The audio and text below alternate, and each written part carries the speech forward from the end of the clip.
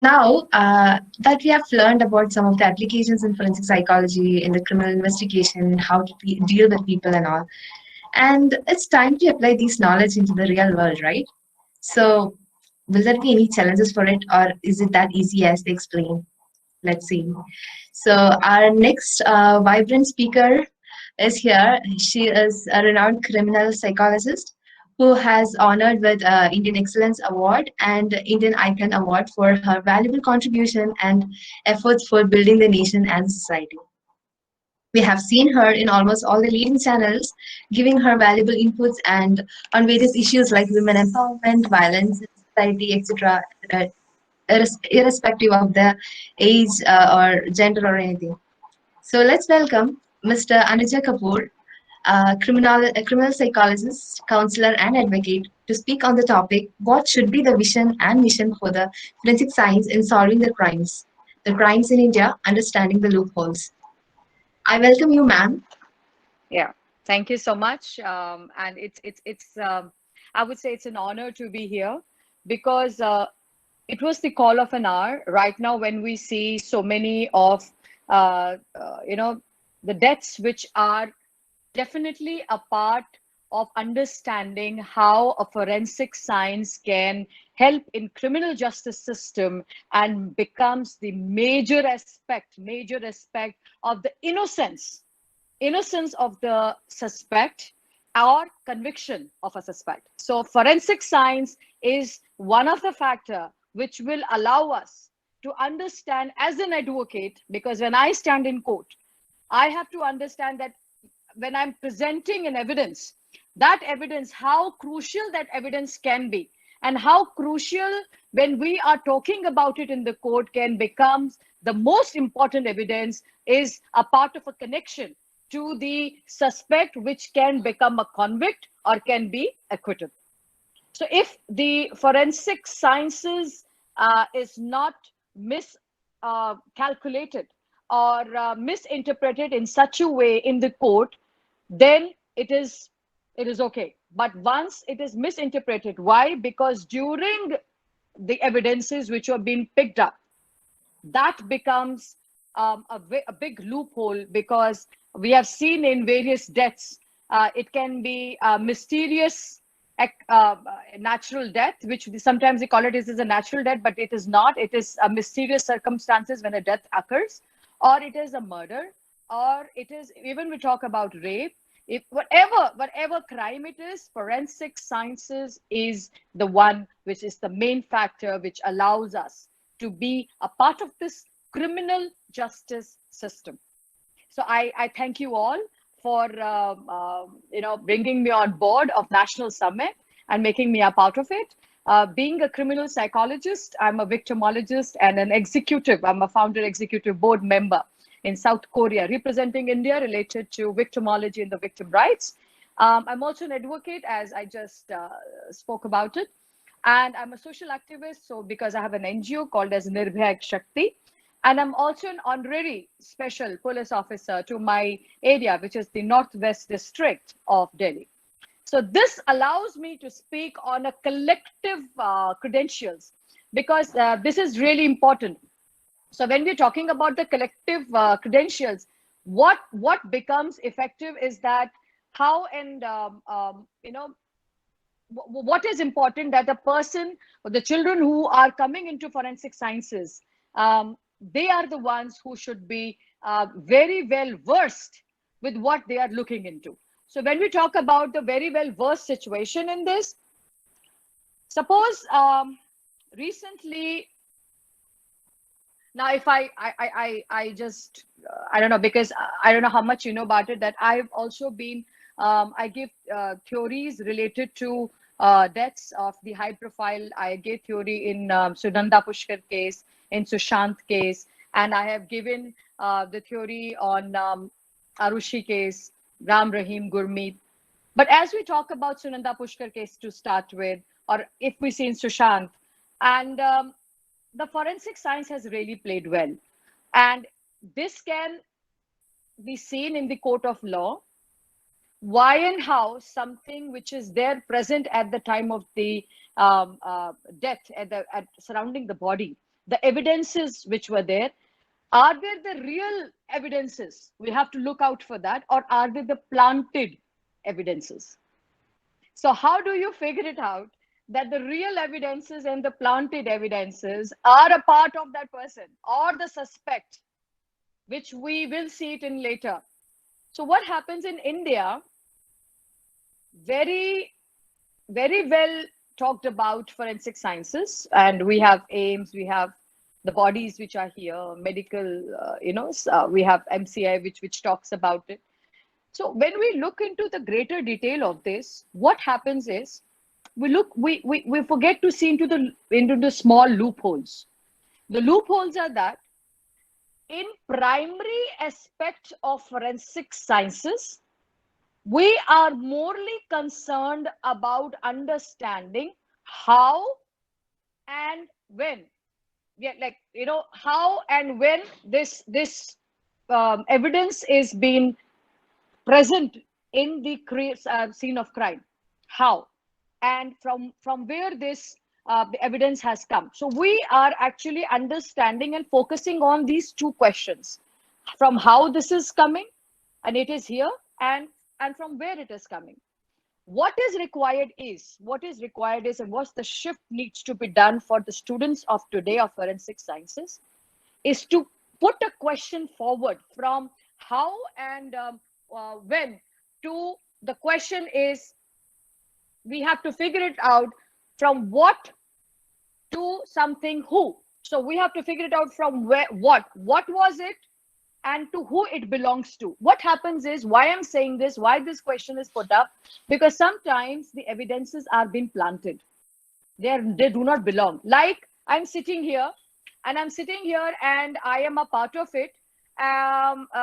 Suppose I'm nothing to do with whatever the evidences has been a part, and there is a death which has happened in the next home, and I don't know what happened. Okay, so what happened is, you know that there is a transfer of the evidences. You understand that, right? Transfer. So when there is a transfer of the materials, like you have a cloth which you're wearing, or the hair of your hair somehow, or the body of and it is there, or somehow I have some problem, the DNA of mine, or during if somehow I kiss someone, my thing is there on that person's, that is there on the suspect, which we are trying to figure it out, or on the body of the deceased.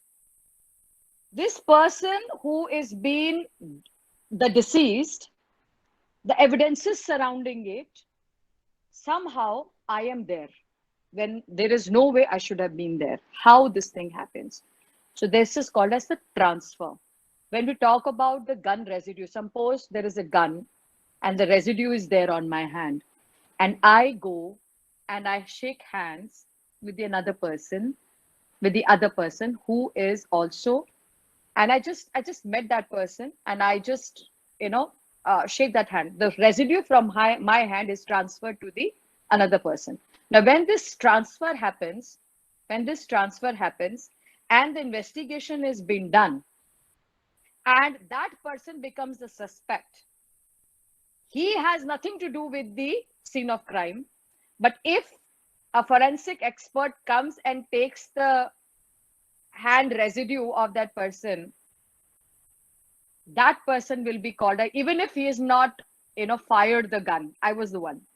So the residue is transferred. So you are looking into a very meek thing. That is the residue. When you're just looking into the residue, that how and from when. So how and when that transfer has happened, you just move there. But what we have to look at now is, on the larger perspective, is what something is and who it belongs to originally. Now that is the catch, because we don't look into it, we don't understand it, from where this thing it might have come from someone else. There is a possibility that it could be planted.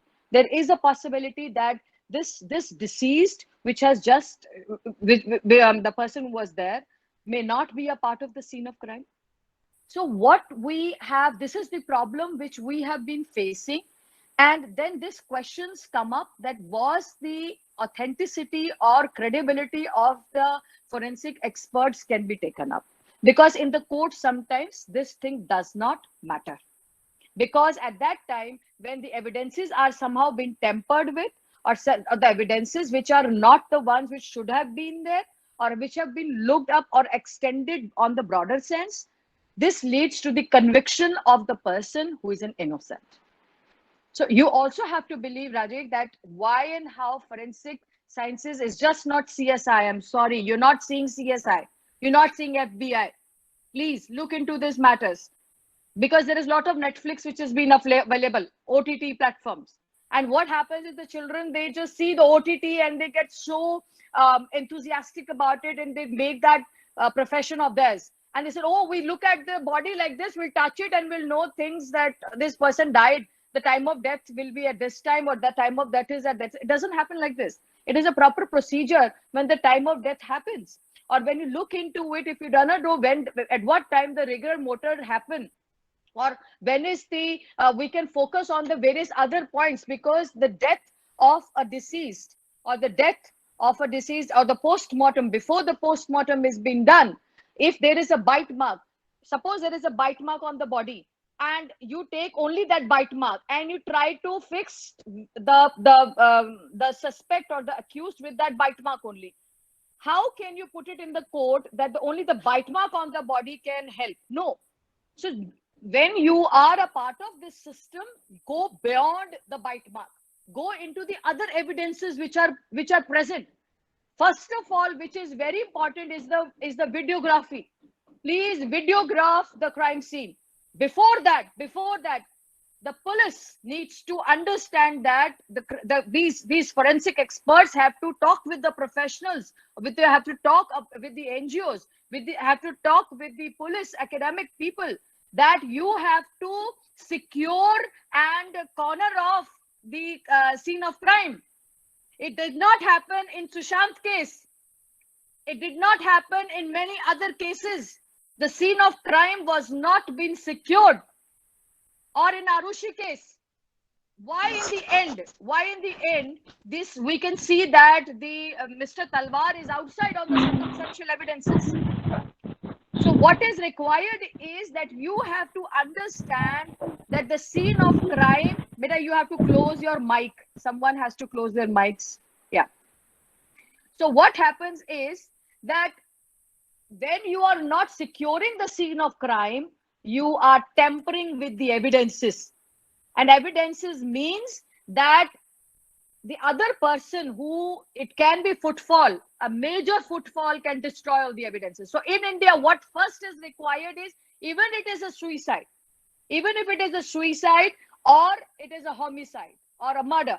So there are three different things: homicide, murder, or a suicide. So when we're talking about these things, you have to understand that the death does not happen something like this. It can be accidental death, or it can be death which can be abatement to suicide. How it can be, you have to look into these stuff. So what is required is, first of all, please secure the scene of crime. This has to be done by the police. This is the liability of the police. This is the liability of the NGO people who are there, who should be present at that time, or they can also talk about the awareness to the people who are present, that they do not touch the scene of crime. Please do not touch the scene of crime. Let the forensic experts come up and look into it. So what happens is, now once the scene of crime is being set up, if it is indoors or outdoors. So if it is indoors, please make sure that you are wearing a PPT, which we call it. That is very, very important, that you are wearing a PPE, which is a personal protective equipment and which is the cleaning supplies. So which you wear it, and you have a cleaning supplies with you. If you are cleaning that area, there are times, or you have to gather the evidences. So wear a proper PPE. These PPEs should be given by the government in a larger quantities, so that the tampering of the evidence at that time, your DNA should not be there. Your DNA should not be there because of the stupidity of any of the forensic expert, or by carelessness or the negligence. So what is required is, once you wear a PPE, what is there, that you have to fully cover fully cover your hair, your head, your hands, your whole body, as you must have seen now in COVID, and your shoes, because this is really important. Wear two pair of gloves.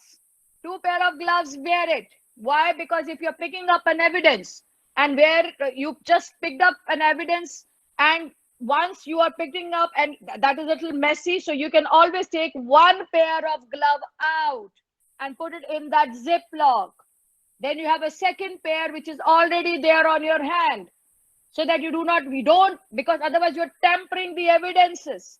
You're picking something and then you are tampering with the evidences yourself. So at least wear one or two pair of gloves, or you can wear, and you have to wear a mask, so that again, because sometimes you never know, you are there at a scene which is contaminated, so you can also fall sick. And there should no perspiration on your body. So none of your DNA should be going there. Okay. So what is required is, first is the PPE. Second, you are picking up the evidences. Get a clear bags, Ziploc bags or the airtight containers. Put those evidences in the airtight containers or the zip bags. Secure them properly. Mark them. Before that, the minute you enter the scene, the area, you should be having the flags, so that the minute you enter from there, you start flagging up. And if you find the blood, please don't step on the blood. What can you do is that you can carry some slabs. There are small slabs which are available. Slabs. Those slabs can be put on the other side, and so that you walk on the slabs indoors and outdoors. You can do that even if the body is outdoor. If you see it in a wood, or if you see somewhere in area where this is a jungle, or somewhere outside, and you do not want to contaminate your body things or with that, so what you carry those slabs, and when you carry those slabs, you yourself are going on those slabs, and you're not contaminating the areas. So the first thing is, you have to open up the whole of the lights. If there are lights which are present indoors, you have to see where the lights are. So first of all, if you can see the lights, whatever the scene of crime is, first click that area. Click that area the way it is in pictures. If with DSLR, with DSLR, good cameras, you have to click the whole scene of crime. Then videograph it, so that if something is amiss, you can go back into it and you can look into it. So once you see that, you click it, you see if there is a possibility, you also carry luminals, you know where to find blood, how to put UV lights, and all those stuff. So what is required is, Pooja, what we can do is, we can talk about the questions later. So the mediator will talk about it. Let me finish this thing, because I'm about to finish. So what is required is that you have to first cover yourself up, secure the scene of crime, take videography to be done, take pictures, put the evidences in the ziplocs or in the tight containers. When you are taking your things out, do not touch your body, because once you're wearing the full dress, wear the glove over till here and the second glove till here. So in that way, nothing is being going inside. Sometimes it's a contaminated zone. So you do not need to believe in that. So you have to wear something which is, you are totally being tucked up. It is very important. I've seen people, they do not wear these things in India, which will create a problem in future, and it has been creating a problem. So now when we see it in pandemic and these things have been made in the larger quantities, please use them. Please use them. And whatever you take out from your body, please put it in the zip bag of yours, so that also goes. And when you take out from the shoes area, though there is already a shoe cover up we are using, please take that shoe cover up and put it down. And when you take up whole of your body suit, please take it out from one leg, so that the shoes from the inside also, it can come any mud or anything which is there on the body suit, so that your shoes are being cleaned on the body suit. So anything which is below, somehow it has gone on your shoe, it can also come on the area. So you have to look into your bodysuit also, which you were wearing at that time. So this is really important, because we don't do this. We don't do this. This is something which is really sad and really bad, because we are actually the suspects or the accused life is in our hands. So, and the last thing which I want to quickly talk about is, when you're talking about the time of death, the time of death cannot just come up and just look into it, and this, it does not happen. The time of death happens when we have 2 to 3 phases, which is there. When we, I think you all know about pallor mortis, we know about algor mortis, and then we talk about rigor mortis, and liver mortis comes later, darling. So when we talk about quickly, when we talk about pallor mortis, we are talking about the heart stops beating.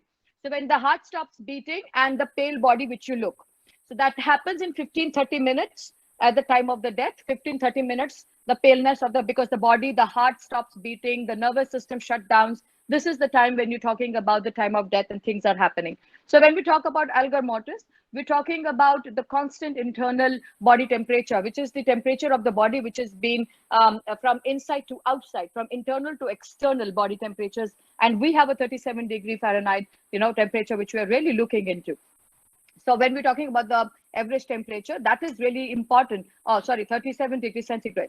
So we're talking about that. We're talking about that the temperature, which is a normal temperature. But when you see that the temperature is going down, it goes down 2 degrees quickly as compared to the temperature outside, and then over the time, when the time passes, it happens in 1 degree. In every hour, it happens in 1 degree in every hour.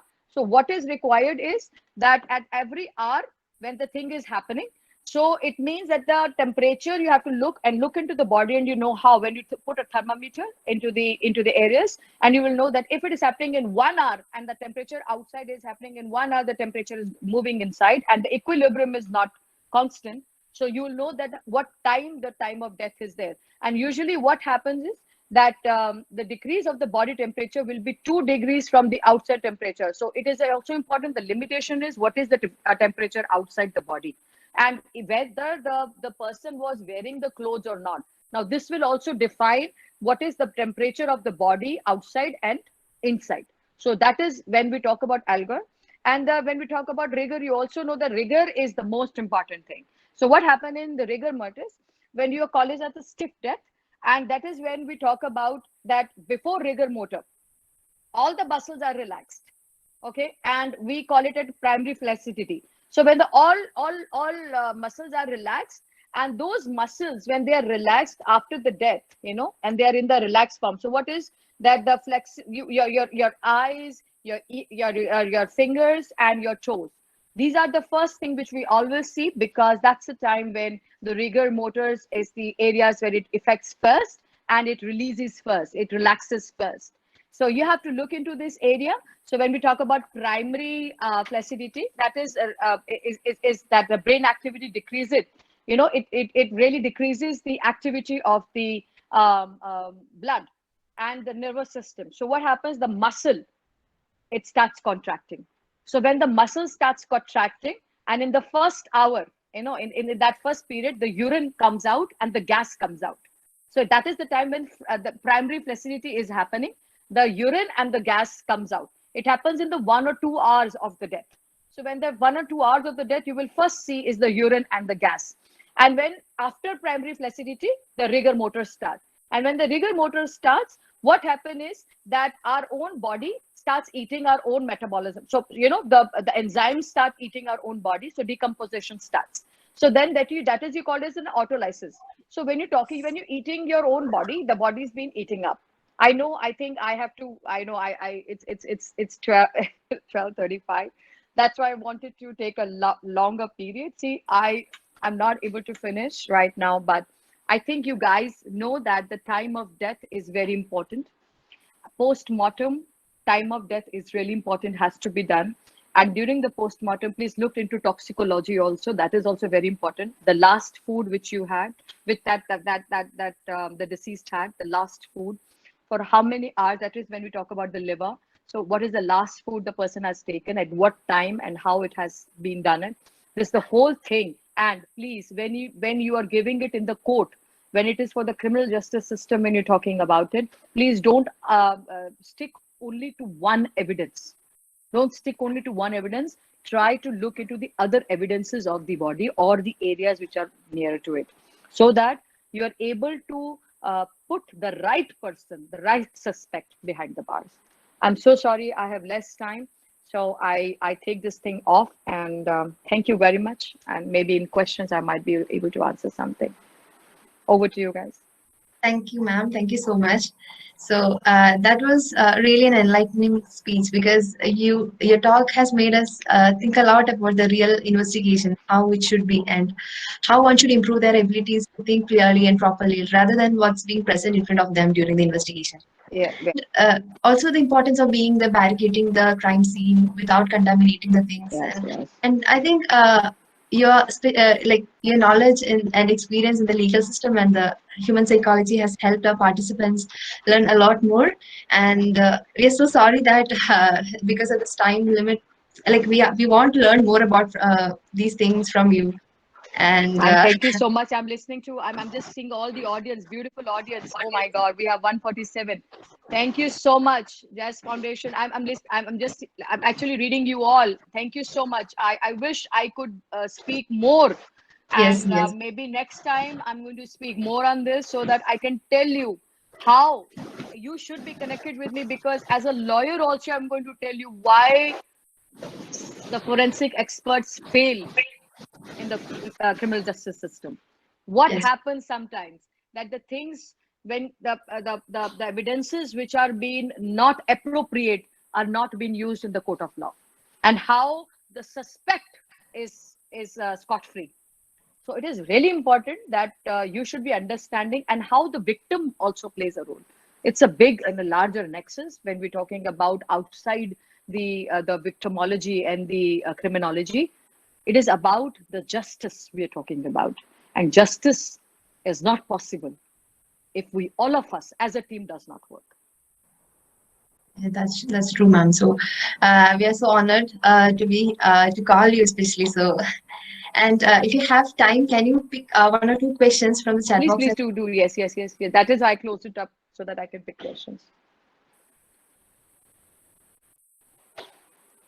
Thank you. Thank you so much, I'm ma'am. reading to all of the comments which are coming. So beautiful comments. I'm just reading them all up. Thank you, guys, audience. Thank you so much for doing that.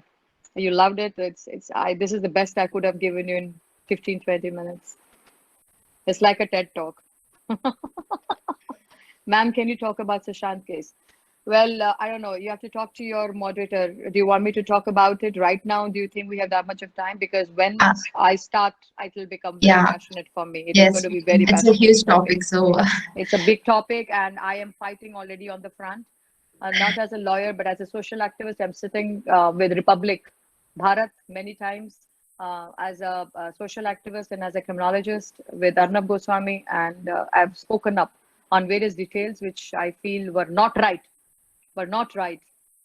for the aims to come up with. There were a lot of failures, and I feel sad that somehow aims has done that kind of a goof up, and why and how, I don't know.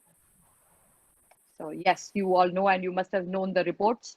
And I can only say that the scene of crime was not secured, and it was not suitable for picking up the forensic details for the scientific evidences to be taken up, as well as it was already 70 to 80 days. It is now, this is why I'm saying it is very important for the police people to do that, so that they can help you. You are a team. If they are not becoming a team of you, understand what is the problem we are facing. So the CBI, even if it comes later, should be having those forensic details. Viscera report is really important. The bloods which you take it out should be in the correct form. Many things needs to be taken up. So you have seen that all of it can be a problem. Yes, you can get my number, Professor Doctor. I think he's asking my number. So the mediators all have my numbers, and you can please connect with them, and we can talk about it. Yes, sir.